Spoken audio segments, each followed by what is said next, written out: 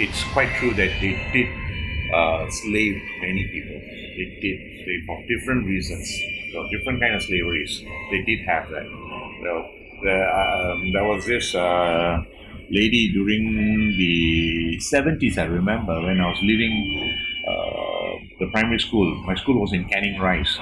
So we had, what do you call, the Canning Fort up there. There was this construction, digging of, not construction, it was a digging of the ground by these Cheongsam ladies, the red hat, Samsui woman, that's right. When we were doing our physical education, we used to run that from Anglo-Chinese primary school in Canning Rise up to Fort Canning.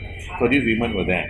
So sometimes when we were running, we'll just say hello, and so some of my friends and we all went to talk to them, during our lessons on certain social lessons or something like that. And so we found out that these ladies were actually working for the for the Japanese generals.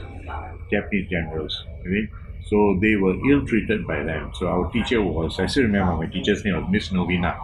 She actually was relating to us, that the Japanese abused them, and they were sharing their stories. And Miss Novina and with some of our Chinese friends, we were all at that point of time, So they were kidnapped to be sex slaves, yes, right. and Then released when the British came.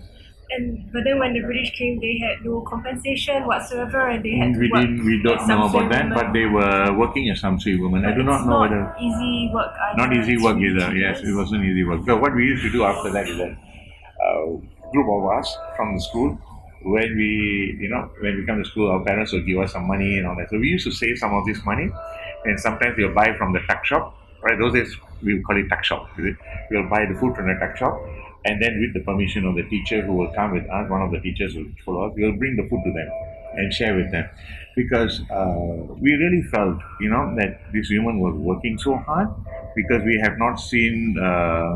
We have seen laborers, as in the Indian men were working as coolies and all that stuff. But when these people, what we did was that we brought the food and we sat down and ate with us. And I still remember at one point of time was that this Samsui lady actually made egg, right? This is the first time I'm actually trying boiled, what do you call it, century egg. She actually said that they kept it for many months and they brought it, and she shared with us with some ginger and all that. And to me, it was like, oh my, I'm not going to touch that. But after trying that, the fact which dawned on me a few years later was that, for her to really think and bring us something which is beyond their means was far more than $1 million given to you.